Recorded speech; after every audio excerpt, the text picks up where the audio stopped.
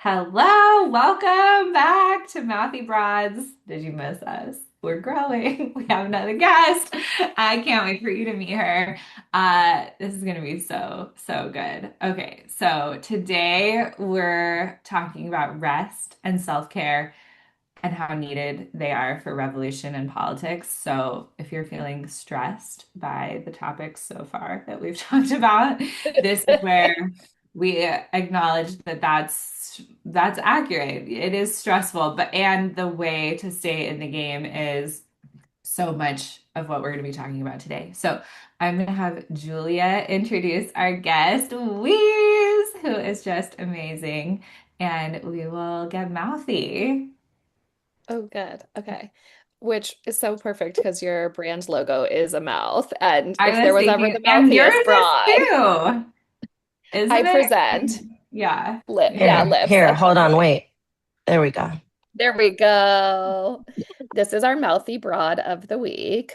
I was like about to say, when I was like thinking about what I was going to say, I was like, Louisa, that sounds so weird I don't think Yeah, I've ever yeah. called you that. So this is Mm-mm. Wheeze. Are She you does proud have to a leave her? government legal name, but we'll Yeah. never ever call her that ever. So Wheeze is good. Um,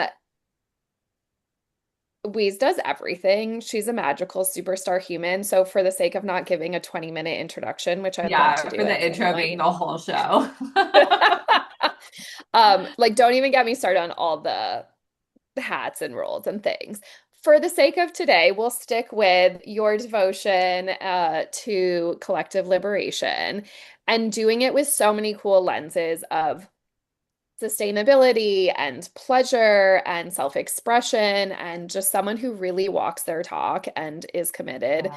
to doing this collectively. I mean, she always goes first and does it for herself, which is great. We love that in a mentor and leader. Yeah. But it's just like obsessed with how we can do things better, be better, peel off all the bullshit lenses and stuff that we've been handed collectively, individually, whatever that looks like. Um, and I've just watched you evolve. I've watched her do this in so many ways over the years Yeah. of trying to help the whites do better and then being like, okay, that was so fun. And however, I'm now going to pivot and help my people. But I've just watched you like runs a huge online company, a podcaster, a TEDx speaker, has done a million things, has her hands everywhere, an activist, nonprofit founder, always up to something and just makes everyone's lives better and helps us be better. She's helped me personally just like unpack all my privilege and look at all my different lenses and lived experiences, which has made me a better business owner, human, Totally. soon to be wife, all the things. So I am just the biggest fan and I will leave the intro at that. And then as we get into it, you'll see she's amazing and then go find all the other things that Weeze is up to. Did I cover enough? Oh my God, so good. Yes. What? Okay. I'm gonna cut that out and listen to it as my morning I affirmation every know. morning. That was beautiful. That's your Thank new you. Okay, alarm clock. Wake up with these affirmations. No, but it's so true. It's so and real. also And just so, like a funny, hilarious yeah, human that helps. that That makes does a help. very serious subject Yes. deal withable because like I Yeah. think part of what we're going to talk about with rest and self-care, I mean one flavor of that is like the humor, the joy, the aliveness Yes. piece that is required to deal with this. And I think Weeze, you've been Totally. so aware of all of the systems at play and political landscape and your own background. I don't know what we'll get into in this episode. But like you've never not seen it. And I imagine that's just like a big weight that you've always Yeah. carried and had to learn to take care of yourself. So That's such a good point. And the maybe you can humor guide piece us too. and help. Important. Maybe just start with if someone's feeling overwhelmed, burnt out, tapped out, Yeah. like Yeah. Yeah. Yeah. So doesn't want to I deal with think, it, help. yeah, well, first of all, I want to name two things before we get into it. One is I recognize, like, to your point, right? There's going to be people that, like, hello, hi, welcome. You have no idea who I am. And so you're going to hear me talk about resting and resisting and recharging and resetting and facing all the isms, right? And just the levels of oppression that we see and we experience in society, and how to just kind of like float through your day with a certain level of fluency that either you're going to be like, this is not possible, or that could never be me. So to be clear, to Julia's point, just one thing I will start with. I mean, I went to my first protest for Palestine at like 5.5, 6 years old. I grew up in the Bay Area. I'm born and raised in Oakland, California. You can watch my TED Talk to know my parents' own lineage of revolution. I have most of my family fought in the Algerian Revolutionary War. Against the French. So I was born into not only an ancestral lineage of liberation, but as soon as my little baby brain had the ability to kind of start to understand social positionality and quote unquote right from wrong, it was just very normal. Like my parents and all of their friends and the place that I grew up in was like, oh, we see something, obviously at 6 years old, this is bad, we say something about Yeah. it, right? This is bad, we face it, and Yeah. we don't back down. And especially if the bad thing is hurting people, right? You're a baby, like what, Yes. that's the extent of your understanding at that age. But I think But it's really frankly, more important. advanced than most of our parent countries' I understanding. mean, in So in the great. year of Luigi Mangione, 2026, yes, unfortunately, most people aren't even there. But I think that's just an important thing to note, right? That's a quick TLDR of like, I'm now 40. I've been doing this my entire life. And so Yeah. this is the way that you hear me talk about things is not just because it is a lifelong practice, but then I Yeah. also, right, went and got like the degrees in sociology and behavioral science and like decolonial studies and blah, blah, blah, blah, blah. Yay, academia. So I just want to preface that. If you're hearing me talk about it, it's only because I'm more practiced. It's only because I have done this for longer. It's not because it's not attainable. It is difficult. It is hard. It is a Mhm. constant practice. And it is absolutely feasible. You can do it too. Everyone is capable of it, right? Like you didn't know you could walk before you started walking, but look at you now. Right. So Right. that, there's that. And then the other thing is, and we'll talk about it more about, right, like the concept that I have created is what I call the cycle of sustainable liberation. But it is also very cyclical, right? The same way healing is not linear. None of trying to stay engaged in trying to create a, let's just, a more human society, a people over all the grossness society is ever linear. There's also days where I'm like, I hate everything and everyone. The next person that breathes funny, I Yeah. might, scream at, Yeah. like it, right? Like the next MAGA person who says something wild, like I'm not going to be able to like practice composure. Like I'm going to tell them to go fuck themselves with sandpaper. Like that's where we're at. That's how I feel. And that's the truth, right? Like I'm not going to sit here That's and part of lie. sustainable And then liberation you too, build it in the It, not cycle. gaslighting Yeah. it yourself. is Yeah. exactly, and then that's an indicator for me. And we'll talk about this, but it's like, oh, okay, wait, my patience is non-existent. Maybe I need to I'm rest. choosing violence. Maybe I need a moment. Where am I in my cycle of sustainable Oh my liberation? Like, God, what do I need fair. to do, right? But Where am anyway, I so in I a really few just cycles? Yeah. listen, Also. and they can happen concurrently. But anyways, so I just wanted to name those things before we got started because Yeah. I recognize that not hearing that, sometimes people are like, I Yeah. can't do this, or like, I have no idea what she's talking about. And then they Yeah. immediately shut off. And my goal is to get as many people to the side of actually Yeah. practicing sustainable liberation so that we can all, right, continue working towards collective liberation together. I mean, it sounds like what you're really getting at for all of us is like, what is it going to require to not just quit and like not just give up and not just be like, oh, actually, like fighting for a better world is too hard, which I feel like that just comes back down to like, even the whole point of this show and the point of all of our work because it's like that's what they want. Like they want us to just give up and to be like, well, I guess we're just doomed. Might as well just let like a fascist takeover unfold. And it's like, oh, actually, like if we figure out more ways to like really be in this, like you're naming, that it's going to be way harder to take over and destroy everything. Yeah. I Mhm. mean, oh, sorry. Go ahead, Juve. I I was heard you just going breathe. to start with my questions for you, but Oh, okay. Go. well, I was going to say, like, what would you tell someone? Okay, first question. What keeps you going? Like, what is the Yeah. Weeze fire, commitment, thread of hope that you grip Yeah. onto that keeps you going besides the rest side of it? Like, that's what Yeah. literally keeps you going. Y- But Yeah. So one thing I will say is I actually divested from the fallacy of hope. oh, say So, more. That's a okay. hot topic. Say more. Okay.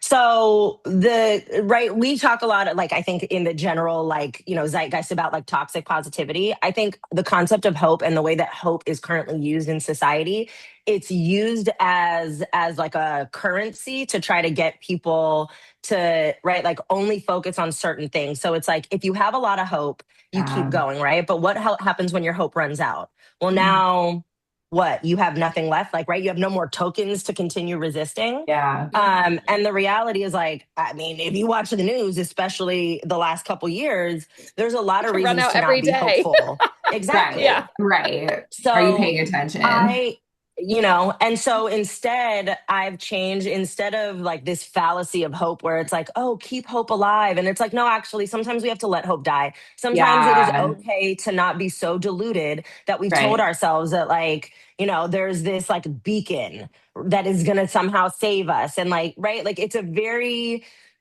it's the toxic positivity seeping into quote unquote the like revolutionary activist space that actually Yeah. keeps us completely separated from our own humanity and our own human Yeah. experience. It is perfectly normal to experience sadness, to experience, moments of hopelessness, like there Despair. are Like you're moments, paying exactly, despair, attention. exactly. Yes. And you're also fully connected to Yes. yourself and your own humanity, right? And so if you Yeah. only stay connected to hope, you've actually already given up part of the battle because you've allowed them, right? The systems that be, the people pulling the strings, to separate you from your own humanity, and Yeah. that is how they continue to win. So that's the first thing. I don't even buy into the fallacy of hope. Okay, What I so we do threw use a hope practice away. of What now? gratitude, yes.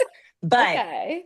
the thing that keeps me going, honestly, and everyone has to find their own thing, so it's two things. The first is I grew up knowing firsthand the impact of colonization and of oppression, and not just ancestrally, like from the American side of my family, being like, here's the lineage of, right, the enslaved and the long-term impacts of Yeah. the enslavement of, all of our ancestors, but even then the African side of my family being like, oh yeah, I was born and not considered a human being still. I didn't even get, a birth certificate until I was 14, and the date on my birth certificate is wrong because the Right. French government didn't care. They were just like, bye, fuck y'all, essentially, right? Um, so to me, it really is to use a very widespread and misappropriated term, never again. Mm. Right? For me, it really is about when I see systems of harm reproducing themselves, it's just a no-brainer, right? Like if Yeah. I have the honor and the privilege of getting up every single day and being able to have a little bit more freedom or a little bit more space or a little bit more self-advocacy than those that the generations before me or that other people in other parts of the world do not currently have, then it is my duty as a Yeah. human being to use that privilege. No matter what my social identities are, that to me is a privilege to be able to, see something happening and say something about it. I might get maced. We've seen what's happened in this country, right? I've been in that situation actually. I have been maced. I've been beat by cops. All of those things have happened. I am still here for the moment, thank God, right? And so for me, it's like if that is a privilege, if I can use my voice and if I can use my energy or my resources to afford somebody else humanity at any given moment, then there's no reason for me not to. So Yeah. no matter how bad it gets, because I still ultimately get to come into my home with my family and my dogs and get in my comfortable bed and turn on my Netflix and practice my cycle of sustainable liberation. You know what I mean? Right. Like Right. I still can do that. So that's one. And then the other is I have the deep, profound honor of also actually impacting people's lives on in a very direct way. And so Yeah. anytime I have a moment where I'm like, I don't know that I can keep doing this, because I've had those moments and I've had to step away. I mean, I haven't posted anything on Instagram in like a year other than what I write on my Substack because I'm like, I ain't got it for y'all. One more death threat, I might lose it. Like I don't have the capacity, right? Mm. But I'm still working in community. So that second piece is community. Yeah. Yeah. So anytime I have a moment, I'm like, I think specifically of a community member, whether that is a community member that holds privilege who, because of a coaching session or watching me model behavior is now doing something different and using their privilege differently, or somebody with a marginalized identity feeling a little bit safer in one single moment. Like those moments are the things that keep me going. Because if I focus on everything, then of course I'm going to Yeah. give up. But if I can focus on my sphere of influence, I'm always going to find a moment of gratitude, right? Not hope, but gratitude. And I'm Mm. grateful for that human connection. And that's the thing that keeps me going. I love that. What is the role of So agency good. in this landscape? We've talked about Say that hope. again. We have talked about hope, and then Yeah. right? And so I was wondering, what is the role of agency for you? I had a client last year, and they are parenting coaches, and the work that we were doing together in order to, find a breakthrough, their breakthrough ready to assess a new standard in their field was on the parenting of teenagers, right? And so teenagers Mm. are much more conscious of what is going on in the world than toddlers. And they have the whole feature just in front of them, especially these parenting coaches were in the States, in Oregon. So, of course, West Coast, and so, but they were also affected by what was going on in their in the whole of the US. And then they had a son that then transitioned and became then a girl as well. And so they were very, very touched. And so there were national things that were going on, and then in that community as well. And so it was a whole mess, and they decided to do something about it. And so what we wanted to do really was to instill a sense of hope in teenagers, in of course in their parents as well, but primarily in teenagers. And the way we found for them to have this hope was agency. Realize, okay, where do I have agency in my community, maybe on a national level as well? And so this is really the work that we did. Mm-hmm. So I was wondering, what the role of agency is for you, because what you mentioned in your community as well, like the direct impact that you have in your community, maybe does it have to do something to do with agency as well? So I love that question. I'm going to answer it backwards. Yes. So the first is, I don't think that people have to fully understand their agency. So when I teach, I talk about agency as sovereignty, right? So being a sovereign individual, I literally have a program that launches in October called Sovereignty. My TED Talk was called Architect of Possibility, right? And so we all become architects of a possible future. We all become architects of building society, not just our own societies, right? So our direct sphere of influence, but then how that impacts other people. So I say that because what I find, I will also asterisk. My background initially was in teaching and like child development, and I worked a lot with kids. So I used to teach specifically on liberated parenting and how to talk to your kids about race. And so surprisingly, there's a lot of studies that suggest that there are specific ways to talk to even toddlers, even though they don't have the same level of understanding and consciousness as teenagers, that even as early as 2.5 years old, we have to start teaching kids about sovereignty, agency, Yeah. and right on a child appropriate level. So I say that for the parents who are like, oh, my kids aren't teens yet. No, no, no. This actually starts as early as 2.5 years old. Yes.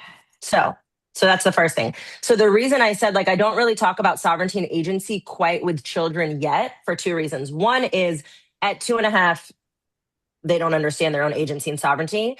And then the other reality is, and I think we just have to face this and name this, until children are 18 years old, we have intentionally created a society and a social structure that robs them of their agency entirely.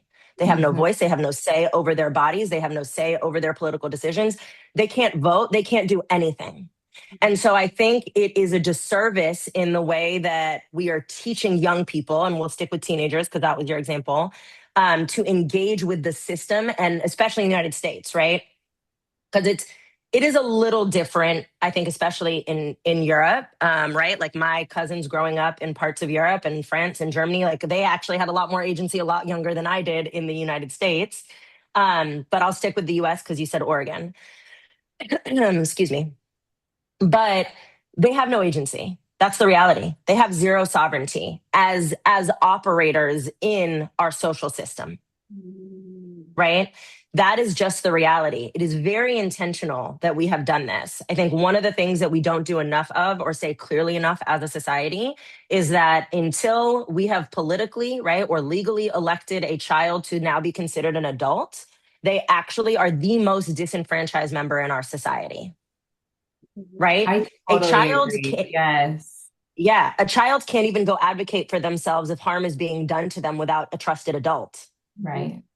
right? They can't go to CPS, they can't go to a cop because those entities are not allowed to speak to children, which is insane if we think about it. Right. Like Right. your whole structure is to, right, keep them safe, but you can't talk to them unless there's a trusted adult.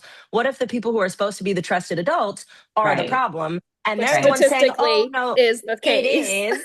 Right. And then you Right. have a bunch Right. of adults who are the ones causing harm saying, oh no, that kid is just always like that. They're emotional. They're this, they're that. You know how teens are, right? So the system that we have created itself inherently robs young people of their agency and their sovereignty. Yeah. Okay. So instead, the way that I talk about it for young people is self advocacy. I Mm. love that. And I teach them to start trusting and learning to use their voice and their embodied yes and no. Yes. Right? That to me is more important for young people because then when they turn 18, that's a different ball game. Yeah. Excuse me. But what we have done is that we have helped young people develop into emotionally, psychologically, and socially aware individuals that can understand their body, that can understand their nervous system, that can advocate for themselves, yes, no, so on and so forth, right? We're addressing the way that, especially in the United States, we parent young people, both socialized male and female, to buy into the system, right? The people pleasing, the adult pleasing. I mean, think about even the little things. How many of us, when we were young, walked into a family gathering and some adult was like, go kiss or hug so and so. And you're like, I don't want to. And maybe not Right. because they're a creep. You just don't feel like it. But now you're Right. rude. You're inconsiderate. You're a bad Right. kid, right? Yeah. I Right. hated it. It was, and granted, I was also just not that child. Like I got in quote unquote trouble a lot, right? Because to me, I'm like, so you want me to go be in these streets at 6 and 7 advocating for all of these different social causes, but then in my own home, I can't advocate for myself. The math isn't mathing. Fair Thankfully, I had a mom enough. who figured it out very quick and was like, yeah, no, Yeah. you could, Yeah. she'll either burn down the house or we just Right. don't make her hug people. Right. You know, like what, do you want a house or not? So anyways, that I being love said, that. I think, yeah, oh, thank you. I think it's always so amazing to hear about women who, obviously we used to be young girls who Yeah. could clock all of that and be like, that doesn't line up. That doesn't make any sense. What are we talking about? This is incongruent. No, not having it. Yep. Because I Yeah. think Yep. that's really that's such an important thing that that Yes. society tries to tamp out of girls. And I think Yes. it's the actual thing that creates a strong woman who's Mhm. capable with solidity in Mhm. herself, right? Like Yes. that's the But then you foundation and the pick up those prerequisite for narratives of everything else. yeah, Mhm. you're difficult, you're hard to be around. Totally. She's You're Mhm. bad. whatever, You're mouthy, rude, Yeah. whatever. whatever. And You're Yeah. mouthy. You're Yeah. rude. You're a bitch. Right. but it's really good if you're doing it for other people, but not for Uh-huh. yourself. Uh-huh. Right. Uh-huh. And so to that point, Jessica, like in short, the kind of umbrella ideology that I like to kind of instill with parents so that they can instill with young people, or when I'm working directly with young people, is I teach them to learn and trust and follow their own internal dialogue as opposed to the colonial dialogue. Because what Julie is speaking to is what I call the colonial dialogue, right? It's all the narratives that our imperialistic colonial society has taught us to get us to kind of march to the drum to maintain the status quo, right? To maintain our position as a good foot soldier in the army of oppression. Yeah. that's not going to get anyone any closer to liberation. And so I teach them instead to listen to their internal dialogue and to develop the skills to be able to calm their nervous systems and also discern between, okay, this is not okay, but safety is important, right? So how do I also maintain my safety when I'm listening to myself and advocating to myself for being really smart, being really strategic, but also understanding like, okay, that colonial voice isn't going anywhere. Again, like we're all grown. We all have those moments, right? The right old family member or maybe an old friend that, kind of whatever pops up and you have that moment of like, well, I don't really want to do this and I'm definitely going to betray my own boundaries, but like, it's the right thing. Fuck that. No, it's not the right thing to do. Your body's telling you it's not to, right? And so we're just teaching them that younger so that then when they actually have agency, they can do something. Yes. Thank you so much. Oh my God. So good. Sorry, that was a much longer answer, but you sent me on a tangent. It's all so connected though. No, it's absolutely fair. And I think that it is not to tie everything back to Christian nationalism, but it's like especially maddening when the discourse is so like family values, we're the pro-life party, babies, blah, blah, blah. And it's like you fucking antagonize children actually. And it's like openly war against them. It feels like you don't want to feed children, you don't want to support mothers, you don't want to help anybody have resources to actually raise children. And also, actually, like, you don't want children in public space, especially if they're not like perfectly composed and fitting into this like very, very slim definition of like what good behavior would be. Just so racially coded and like often just so like a shorthand for being like, I don't know, just creating this little society of like Aryan like performance. So it just feels like, it's all so connected. It's so hypocritical. It feels so insane. And then to be like, oh, I'm supposed to be up against the party of family values. It's like, well, there's like absolutely no value placed in like anyone's family actually over there. Or in human beings, period. Okay, I want to tie it back to the rest and self-care, but I think we can tie it to this with such a good example. So tell us what on the kind of note, I made a note of like internal dialogue versus colonial. So I think it's so helpful of like, what are some of the colonial dialogues in your head about rest and self-care that you can just hear going? Yeah. And then what have you either found or created as the internal opposition and like navigating between those? Yeah. So first, to make this make sense, so the cycle of sustainable liberation it starts with resist, right? I think at this point, everyone has seen we've seen a version of resisting that society has showed us, right? Like people in the streets, there's a lot of ways to resist, another TED talk for another time. I might actually already have a podcast episode on it, I'm sure. I mean, we can put it in the notes. Here are some references. No, there's an old Instagram video called All the World's a Stage. Shout out William Shakespeare. I love that one. And that actually goes through all the different ways, right, of resistance, because even that kid that doesn't give that person, that family member a hug, that is a moment of resistance, right? Totally. So resistance, fine. Then there's rest, recharge, and reset. And so the reason I'm naming those is because those are actually distinctly different things and they play a part into this like internal dialogue. So for me, especially around rest, right? So I grew up eldest only daughter. We all know what that, right? Like what that means.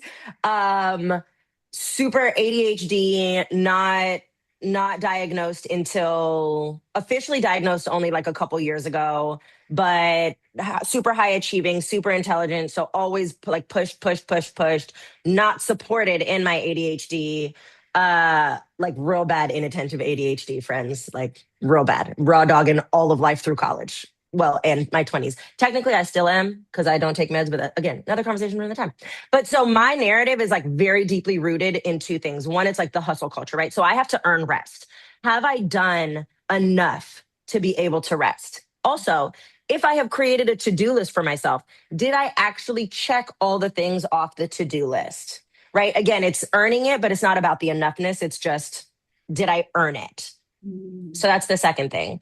The third thing is, and this is an old thing for me, personally, I'm sure a lot of people will have this, depending on how you grew up, if you were in sports or you went to, right, like highly competitive academic institutions.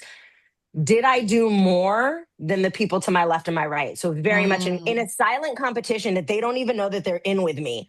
And it could be anyone arbitrarily who just happens to be to the left or the right. It's like getting on the treadmill at the gym and they're running like 0.2 faster than you. You're like, never, right? Like, gotta go faster. It's that. So funny. And then, so those are like the biggest things for me. It really is around like worth and earning and like this silent competition.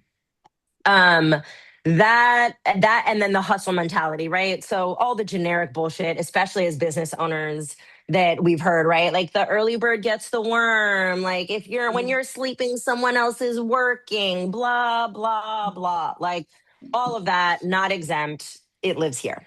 And then I think the other piece, and Julia has seen this firsthand because we used to live together. We lived together also during the pandemic. So that was all of a sudden everyone was like, oh, you mean oppression is real? I'm going to start listening to you now. And everybody wanted something all the time.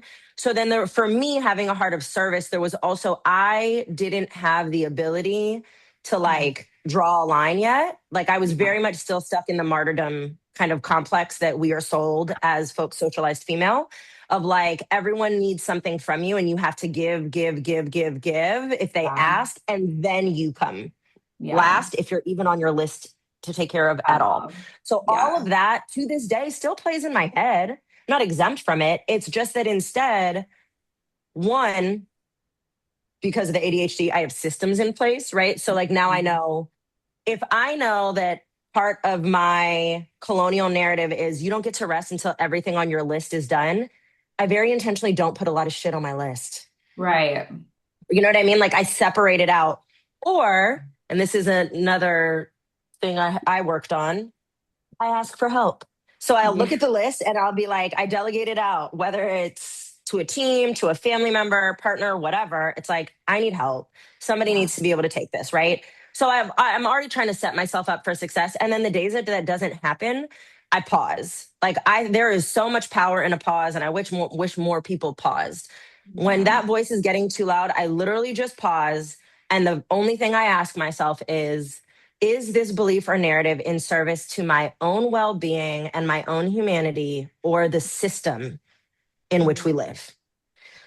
Spoiler alert, the answer is always the system. Like, If you're pausing, it's the system. You know what I mean? And so if the answer is system, I actually don't question it from there. My next question to myself is, what do I need in this moment to come home to myself? That's it. And then and then you go do it, right? And sometimes and then do it. Add it to the list. I think the one thing to name, and like we, right, as business owners, we all know this, but even if you're not a business owner, you're just a parent or a family member or a human existing in society. Society and life is set up to intentionally always keep us moving so that we stay distracted and burnt out and overextended. And so there are those moments where you're like, I would love to stop, but actually, whatever, I need to do this one last thing because otherwise my kids literally don't eat or my bills don't get paid, right? And so there does have to be a negotiation with yourself. I'm not saying that you just get to be like, and now I walk away from everything and the world will stop, right? But it's just this skill set of being able to ask yourself those questions, check in with yourself, ask yourself, what do I need to come home to myself? And then if you have one of those days where you're like, okay, well, I just got to make it to 6 o'clock. It's like, okay, I just got to make it to 6 o'clock, but what is actually mine to handle? What can I ask for help on? What can be moved to another day? And then at 6 o'clock, what are my non-negotiables? After that, is it nobody talk to me until tomorrow? Is it I need cuddles? I need a walk, like whatever it is, right? And then you go do the thing.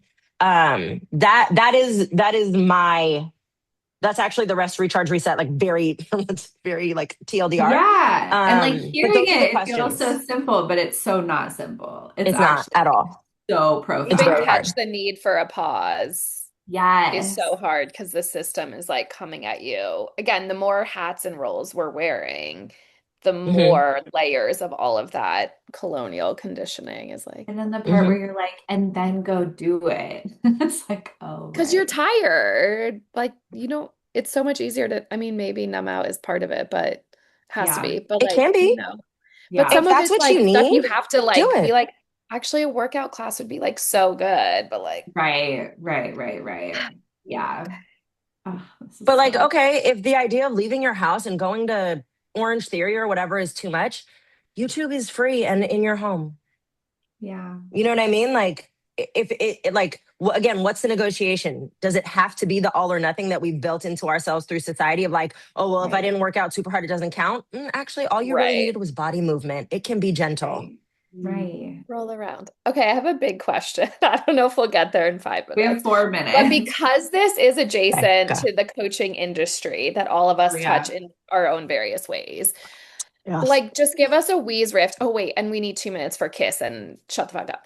Um, just thoughts or like anything to even spark a little bit in everyone listening or us of like that cycle that we saw of like, especially if we were here through BLM 2020, like I feel like people went so hard. Then there was this collective like, and just like either I can't, I'm tired, I'm I burnt out, I don't want can't. to care, I don't need to care, whatever. Or But I feel MAGA like we're turned seeing, yeah, completely. like we're seeing like a lot, yeah, a lot of people went MAGA because they were allowed to opt out. But just like, I don't know, either thoughts or predictions or just fuck this. Around that cycle and how like I'm just like this Yeah. conversation. We started this because we're like the conversation is dying, and every day someone's Right. like, "Well, I guess I don't have to talk about it Right. anymore." Right. And that's Yeah. not good. So, what are you asking me? What's my prediction I don't, or what's my or general just like opinion?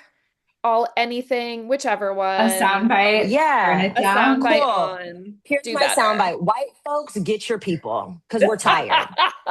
Yeah. Our Yeah, ancestors have done it. Their Right. ancestors did it. We've been doing it. We're tired of saving you. We're tired of saving the planet. And most importantly, we're tired of being looked at like we're supposed to be the ones to save yeah, everybody. Because who's Yeah. gonna fucking come to save us? And probably. granted, there's layers of different social identities that incur different levels of oppression, right? Like I'm not gonna be the one to sit here and be like, well, white folks socialize female or white women don't experience any oppression. Yes, right? Like the Yeah, patriarchy is yeah. real, Of all of course. that. So, And we still asterisks, But consistently still do fuck the your part. country. Yeah. right? But again, it's like asterisks. This entire system in which we exist was built by the Catholic Church and the Pope based on racism and whiteness. And everything from there has been developed to continue to try to push capitalism, exploit human beings, and increase not only the level of power, but decrease everybody else's proximity to it. So when I talk about whiteness, I'm talking about the whole system. If you Yeah, have a privileged identity in any given moment, I'm talking to you too. But ultimately, if we look at exit polls of who's doing the voting for what and whom, it's a whole lot of white folks and also white women. I'm talking to you again White because the women, way that white women Christian escape white under, I women. was just, yes, escape like under the veil of like, oh, but we're women, cool, but you're still voting in line with a system and a Yeah. party that not only rob you of your own sovereignty and humanity, but everyone else's. Yep. So I need you to do better. I need you to get your people. I need you to start having the hard conversations because you're also just a lot safer to do it. We're not at Right. Thanksgiving with racist Uncle Joe. We're not Right. at Thanksgiving with transphobic Aunt Tammy. Like, how, you know what I mean? right. Like, how am I supposed to address these things? Those are the people that are purposely ignoring us. I've been doing this work now for over a decade. Trust Right. me, they got a lot to say, but none of it is anything other than you should go die and like why Right. you're wrong.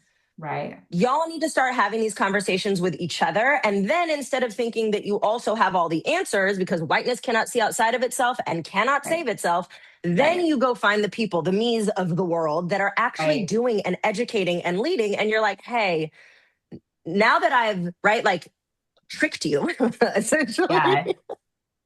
into like maybe listening, being curious and open, go actually learn something. Here's a book to start. Here's a podcast. Here's a this. Here's a that. Right. Yeah. So that's the first thing because the narrative that I keep seeing online is literally basically like, oh, well, folks of color, marginalized identities, like they'll save us. Mm. You know Yeah, what we're I tired. mean? But We've yeah. And been. also, why should we have to save us from ourselves from a system that Right. was Weird. created to do exactly what it's doing? Yeah. Exactly. And so many of Like, them don't want to be saved. They're like, oh no, I'm not No, they like, political. This is yeah. And fine. And it's again, they're like, voting to uphold it. They don't yes, actually right. want to disrupt it. Like it was Okay, your let's siblings and cousins that were there on January 6th, not ours. Go get them. right. Right. okay, let's do I Yes. think so good. Thank you. You're Kiss on the welcome. mouth, shut the fuck up. I'm gonna do mine because then I gotta jump. But um I am gonna kiss Miss Angie Nixon, the DSA candidate who just won the Dem primaries in Florida last night, and her So grassroots, and just like good. put in fucking work, was an underdog, didn't fucking quit. People didn't think she could do it. They fucking pulled it off. So kiss Mm. girl and So everyone who helped make that good. happen. Shut the fuck up. I don't know, everyone else. Everyone else. The end. So good. Okay, Okay. I'll do mine. Yeah. Oh, go ahead. No, No, go. I'll go. So I am gonna kiss everybody's favorite, Abdullah Sayed, because Obvi, we need him. And to me, he's like he's like Mom Donnie, except he might actually throw hands if you come at him crazy. Totally. Which and granted, I love me some Mom Donnie as well, Right. but Right. I'm here for it. I'm Yes. so here for it. And which is why they're fighting against him so hard. He is actually an American citizen. So he could potentially then run for president. Shut the fuck up. Honestly, like anyone with MAGA in their bio, with podcast bro in their like red pill, like all of them. At this Yeah. point, I'm like, just take their tongues. Mm. We've heard it. We get it. Oh my God. Right. Such You're still a wrong. I second all of this. Um, okay, my kiss on the mouth this week is this like very obscure, but you guys will appreciate once you hear more. But her name's Beth Moore, and she's an evangelical white lady who you would assume would be on the other side, and she's speaking up anti-Trump. She's a pastor, so people are already like telling her she shouldn't be a preacher. So she's already like a little bit like ruffling feathers anyway. But she's like blonde lady, southern, little bangs, like in her little jackets, like you would think would be like fully bought in, and instead is like there is no bigger threat to Christianity than Donald Trump. Like people of Christ, you need to be anti-MAGA. And I'm like, girl, Yes. I did not see this coming, and I'm so it's like condescending sounding, I guess, Beth, if you're watching this, I love you, but I'm so proud of her. I know it's gotta be hard. She's in fucking Louisiana or Yeah, something. you know she's She Oh, catching was heat. saying, wow. yeah, I Yeah. think she goes She's back catching and forth. heat. I'm like, yeah, like you're catching heat. And then shut the fuck up, Pete Hegseth. You cannot be plunging Oh, us into war because you yes. personally Week are hoping after to meet week. Jesus in Iran. Stop nuking people because of the Bible. So He won't even like Jesus. Like you're gonna be like, oh no, I thought you I like this Honestly, know. white savior. You like you're right. not I Like blonde? got What happened? Jesus like, has wanted uh-oh. me. Oops, I deported you. Like, oh no. Oh, that was oh. No, it's such a like partly it's a relief that the quiet part's being said out loud because this has been secretly running the show for so long. But part of me is like, no, keep it secret. This is too weird. You guys should not be like the Secretary of War out here being like, well, the rapture, it is coming. It's like, shut the fuck up. Yes. Emily, I don't know if you're available for shut the fuck up and No, mouth kiss. Emily left, but Jessica, give us yours. Okay, Jessica, give us yours. So I am going to not kiss her, but I am because she has a history as well. But I am going to shout her out, Marjorie Taylor Greene, because she has Oh, a lot of tea also regarding what you just mentioned. So basically, Wait. considering nuking Iran. This is news from yesterday, right? This is reported also by the New York Times. And so she has been, leaking a lot of information that she still has access. So I thank her for that, but I don't thank her for other things. So I'm not going to kiss her. And then I want to kiss of encouragement, like not a kiss, but a hug of encouragement to the soldiers on the Lincoln. Lincoln oh, Mhm. Yeah. belonging to the Navy, like the ship now, because probably you've heard as well what they're going through at the moment. Poor them. And so I just want to, send them some what is it like? No, not some agency because they don't have a lot of agency, not some hope. What do If we none. what do we send them? Gratitude. Literally, all you can actually send Prayers. is thoughts and prayers. Literally, This is the one they have time. no This is the agency. case. The one Yeah. time it's appropriate because there's nothing else we can do, and it is horrifying. This morning, I listened to a podcast by the New York Times. It was about 26 minutes, and it was amazing because they really interviewed somebody who knows stuff and family members as well of these soldiers from the Navy. And you got a lot of details, and they're really terrifying. And not the details of what is going on there, but like the logistical details in the Gulf as well, because Bahrain was actually the only place where they could get like new food and new water, whatever they need. And it's gone because it was bombed by the Iranians, right? So it's gone, and there's no place where they can go and like get some more food and whatever they need. So this is really, really bad. It's a logistical catastrophe, really, from incompetence at this point, you know. So Conversation for another time, but I actually think it's completely intentional on the part of our government. And I would not be surprised if our government then also, or Israel, bombs the USS Lincoln in order to manufacture some additional Yeah. consent A Pearl for Harbor. whatever Hegseth and Trump and that entire administration has Yeah. planned. I This was not incompetence. This is all very strategic and very intentional. God, Yeah. so you mean a 100%. like attack, false flag, Say it, say it false again. I'm Yeah. sorry. false flag attack. Yeah. Ooh. Like they Yeah. did Yes. in Ceuta, like the basically Spanish ex enclave out like on the coast of Yeah. Morocco. Right? Where are you from in Algeria, by the way? My best friend is from Skikda. Dave, I gotta go too. Can I know, we I do wrap up? too. Yeah, but I knew you would talk, just like would love to talk. And we could have 20 episodes Let's like with you as a guest. Like I'm honestly, happy to come back it's whenever. fun. It's so, so good. Thank you. Thank you guys. I'm so happy we're doing this. do Bye. Bye.